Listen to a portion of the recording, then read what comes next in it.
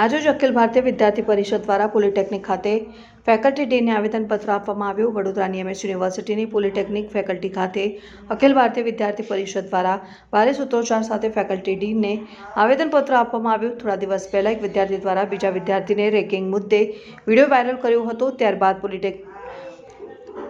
પોલિટેકનિકમાં ભારે હોબાળો થયો હતો। એનએસયુઆઈ દ્વારા રેગિંગનો મુદ્દો ઉછળવામાં આવ્યો હતો, જ્યારે બંને વિદ્યાર્થી વચ્ચે મારામારી થઈ હતી, જેના લીધે એનએસયુઆઈના કીધા પ્રમાણે રેન્કિંગ થયું છે તેવું જણાવવામાં આવ્યું હતું, પણ બંને વિદ્યાર્થીઓ જોડે મારામારી થઈ હતી, જેના લીધે રેન્કિંગનો મુદ્દો ઉછળવામાં આવ્યો હતો, જેનો પર્દાફાશ કરવા આજરોજ અખિલ ભારતીય વિદ્યાર્થી પરિષદ દ્વારા ફેકલ્ટી ડીને આવેદનપત્ર આપીને રજૂઆત કરી। બંને વિદ્યાર્થીઓ ઝઘડ્યા હતા અને મારામારી થઈ હતી। ખોટો મુદ્દો જ છે, રેન્કિંગ નો ઉછળવામાં આવ્યો છે અને બંને વિદ્યાર્થીઓને પૂછવામાં આવ્યું છે। સાથે બીજા દિવસે એક વિદ્યાર્થી ટોળા લઈને આવ્યો હતો અને અંદર એનએસયુઆઈના વિદ્યાર્થીઓ હતા, જે પ્રૂફ સાથે આજરોજ અખિલ भारतीय विद्यार्थी परिषद द्वारा फैकल्टी डे ने आवेदन पत्र आपવામાં આવ્યું।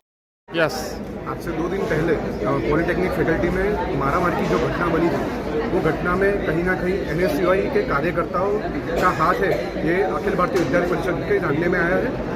ये वो कार्यकर्ता है जो मारामारी में संडोवाए थे। आज उनके विरोध में अखिल भारतीय विद्यार्थी परिषद आज पॉलिटेक्निक फैकल्टी आए हैं।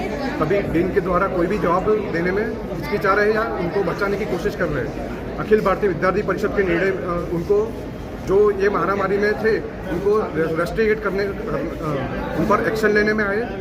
अगर एक्शन ना ले तो अखिल भारतीय विद्यार्थी परिषद के द्वारा फैकल्टी बंद का आयोजन करवाया आएगा। क्या नाम आपका? आशीष सोलंकी, एमएस यूनिवर्सिटी मंत्री।